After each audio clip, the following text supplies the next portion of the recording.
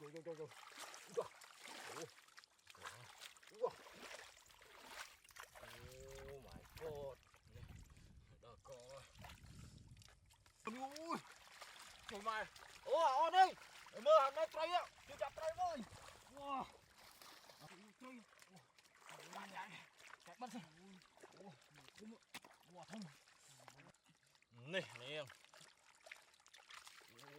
Này. Đó cô. Là thơm ạ. Đó cô.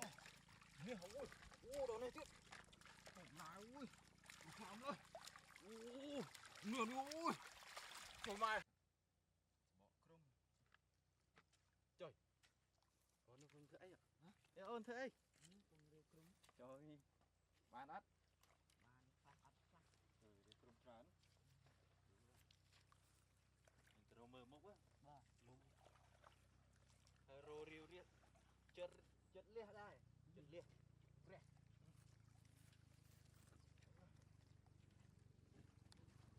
Đây. Cắt tất ơi.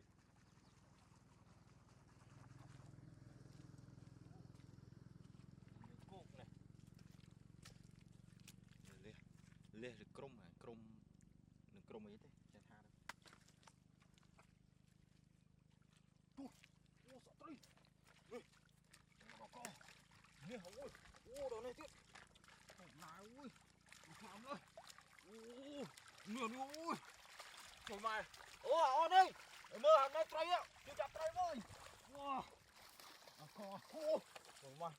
Bực bồn kia này. Có. Ôi đồ vải cho mòm rồi chứ. Chút đi hả? Có. Ô luôn đây trời tràn trời mà ơi trời lắm. Đừng làm mà bị ná đi. Trời. Chạy bắt xem. Wow thông. Ô đỏ cò. Ôi cái kia vậy. Đỏ cò. Ôi sợ không. Đó cái nọt em này. Này hả em. Ôi lao thông à. Ôi mày. Mày. Ô. Bay buôn phá lên luôn ơi. Đó. Cái nát. Ôi mày. Ô chạy trước ô. Chạy trước đi. Trong tao này. Cái đám cái bật ở đây này. Trời. Nước lèo ôi cái con này. Mày.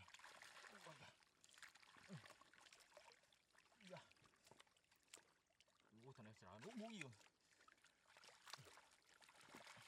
Đấy hả? Dạ, này. Ôi. Đó. Này. Nè. Bom đôi. Oh my god. Mày. Đại bạc lên. Oh my god. Oh. Shit. Ba đi. Con cầm ba đi. Chạy rồi. Nè đi. Oh my god. Nè. Oh. Trời. Trời nó. Cái lạnh đi. Này. Thoải mái. Này. Đó co. Này em. Này. Đó co. Là thơm ạ. Mai. Là bên. Đó đi. Bỏ nạ thôi. Này hả em. Oh my god. Vô. Anh mưa rồi. Oh. Shit. Này. Chặt đại trái mà ơn. Thứ kia. Để bẹt đá chứ. Trái kia để bẹt đá. Mày.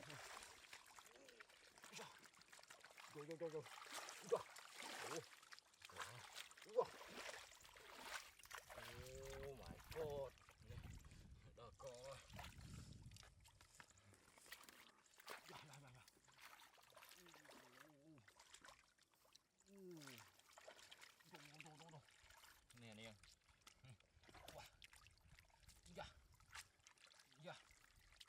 rách.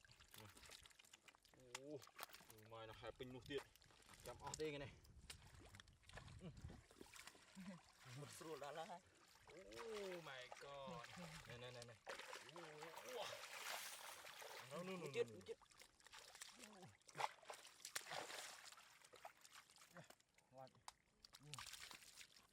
Oh my god. Cọp ăn ơi. Bộ ai bái đi nó kia. Đi từ nuôi chạm nó tiệt. Chạm miếng chạy kia coi. Chưa bạn ơi.